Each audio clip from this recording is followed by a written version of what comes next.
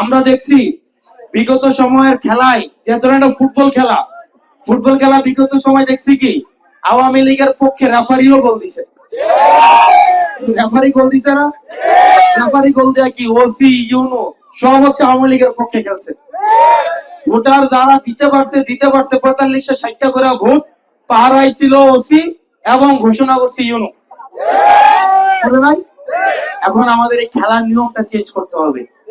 এই খেলার নিয়মটা চেঞ্জ করে দিয়ে আপনি যদি আমাকে এই উপদেষ্টা যারা আছে এবং হচ্ছে ডক্টর মোহাম্মদ ইউনূস, আপনি খেলার নিয়মটা চেঞ্জ করে দিয়ে প্রয়োজনে ঘোষণা দেন আমি খেলার নিয়ম চেঞ্জ করছি এবং এই খেলার নিয়মের একটা আইনগত ভিত্তি দিছি, দেওয়ার পরে আপনি আগামী মাসে নির্বাচন দেন।